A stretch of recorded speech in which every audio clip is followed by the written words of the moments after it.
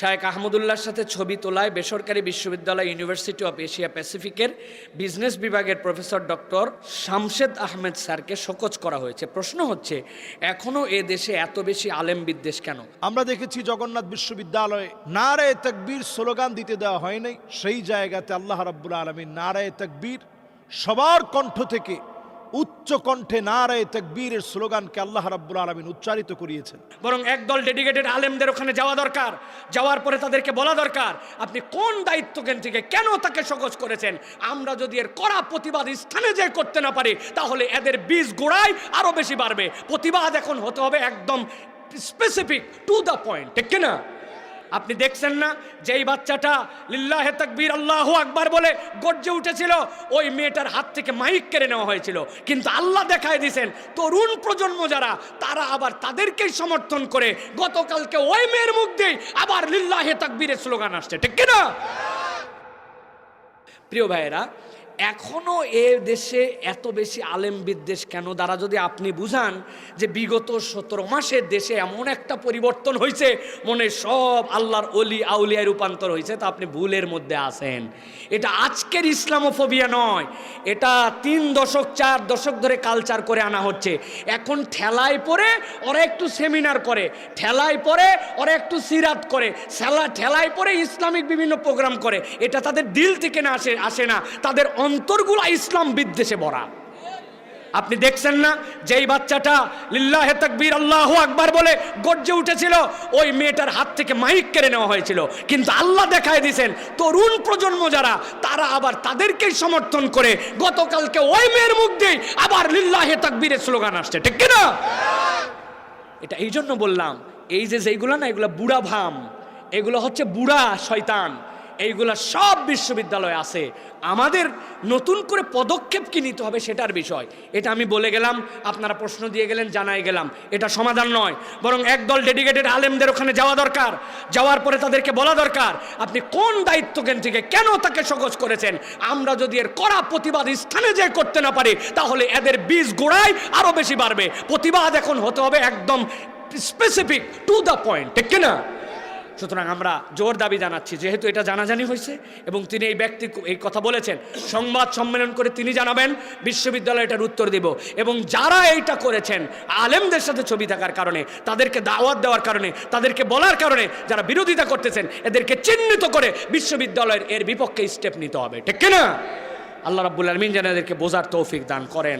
আমরা সাম্প্রতিক সময় দেখেছি শায়েখ আহমদুল্লাহ হাফিজাহুল্লাহর সাথে একটা ছবি তোলার অপরাধে বিশ্ববিদ্যালয় ইউনিভার্সিটি অফ এশিয়া প্যাসিফিকের বিজনেস অ্যাডমিনিস্ট্রেশনের বিভাগের প্রফেসর ডক্টর শামশেদ আহমেদ স্যারকে শোকজ করা হয়েছে। এই যে একটা সিচুয়েশন বাংলাদেশে আমরা দেখেছি, এই বিষয়গুলো দেখার পর আমরা বড় লজ্জিত হই। আলেমদের প্রতি এই যে একটা বিদ্বেষ, ইসলাম ফোবিয়া তৈরি হওয়া এবং ইসলাম ফোবিয়া তৈরি করা, বিভিন্ন গণমাধ্যমে ইসলাম ফোবিয়াকে হাইলাইটস করা, এগুলো এতটাই বেড়ে গিয়েছে, অনেক সময় আমরা তিরস্কার করি দাড়িকে, টুপিকে, আলেমদেরকে, নবী করিম সাল্লাল্লাহু আলাইহি সাল্লামের সুন্নাহগুলোকে। এটা বাড়তে বাড়তে আজকে এমন পর্যায়ে গিয়েছে যে একজন শিক্ষক একজন আলেমের সঙ্গে ছবি উঠিয়েছে, এটাকে কেন্দ্র করে শোকজ করা হয়েছে। এটা আমাদের জন্য এত বড় দৃষ্টতা, এটা ইনশাআল্লাহ বাংলাদেশের লোকেরা রুখে দিবে, তাওহীদি জনতা এটা রুখে দিবে এবং রুখে দিয়েছে। আমরা দেখেছি জগন্নাথ বিশ্ববিদ্যালয়ে নারায়ে তাকবীর স্লোগান দিতে দেওয়া হয় নাই, সেই জায়গাতে আল্লাহ রাব্বুল আলামিন নারায়ে তাকবীর সবার কণ্ঠ থেকে উচ্চ কণ্ঠে নারায়ে তাকবীরের স্লোগানকে আল্লাহ রাব্বুল আলামিন উচ্চারিত করিয়েছেন। সুতরাং যেখানে বাধা আসবে, এই জাতীয় ইসলাম ফোবিয়া তৈরি হবে, সেখানেই আল্লাহ রাব্বুল আলামিন মুসলমানদেরকে বিজয় দান করবেন। এটা আল্লাহ রাব্বুল আলামিনের ওয়াদা, নাসরুম মিনাল্লাহি ওয়া ফাতহুন করিব। এটাই আল্লাহ রাব্বুল আলামিনের পক্ষ থেকে প্রদত্ত সাহায্য এবং এর মাধ্যমেই সুনিশ্চিত বিজয় আল্লাহ রাব্বুল আলামিন দান করবেন। আলেমরা কারা? নবী করিম সাল্লাল্লাহু আলাইহি সাল্লাম বলছেন, আমার উম্মতের ভিতরে এমন একদল লোক আসবে, তারা আমার দলভুক্ত হতে পারে না, লাইসা মিন্না, ওই লোকগুলো আমি নবী মুহাম্মদ সাল্লাল্লাহু আলাইহি সাল্লামের দলভুক্ত হতে পারে না, মাল্লাম ইয়ারিফ লিআলিমিনা হাক্কাহু, যেই লোকটা আলেমের হক সম্পর্কে জানে না, সে সব হতে পারে, নবী করিম সাল্লাল্লাহু আলাইহি ওয়াসাল্লামের উম্মত হতে পারে না। এই হাদিসের চমৎকার ব্যাখ্যা এনেছেন পৃথিবী বিখ্যাত মুহাদ্দিসিন কেরাম। এর মধ্যে ইমাম নাওয়াবী রাহিমাহুল্লাহর ব্যাখ্যাটা আমার কাছে বড় চমৎকার লেগেছে। ইমাম নাওয়াবী রাহিমাহুল্লাহ তিনি বলছেন যে কেন একজন আলেমের দাম এত বেশি, যে আলেমের হক না জানলে নবী করিম সাল্লাল্লাহু আলাইহি ওয়াসাল্লামের উম্মত হওয়া যায় না, কেন এটা?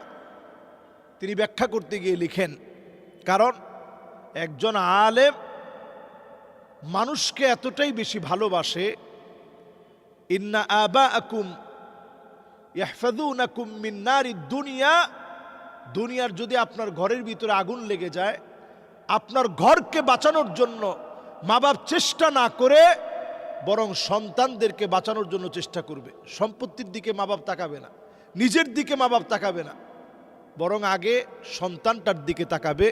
একজন দুনিয়ার জীবনে মা বাপ যেমন আমাদেরকে বাঁচায়, ওয়া ইন্নাল উলামা ইয়াহফাযুনাকুম মিন নারিল আখিরা, আর উলামায়ে কেরাম আপনাকে জাহান্নামের আগুন, আখিরাতের কঠিন আযাব থেকে, ভয়াবহ পরিস্থিতি থেকে উলামায়ে কেরাম আপনাকে বাঁচানোর জন্য আপ্রাণ চেষ্টা করে। এজন্য আলেম ওলামার দাম এত বেশি, আলেমদের হক বোঝাটা আমাদের জন্য এত বেশি প্রয়োজনীয়।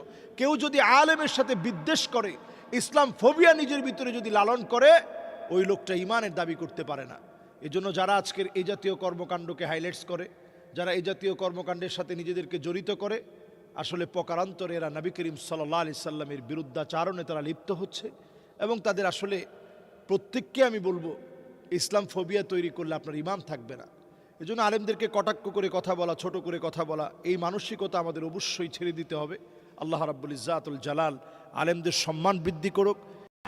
চ্যানেলটি সাবস্ক্রাইব করে আমাদের সঙ্গেই থাকুন।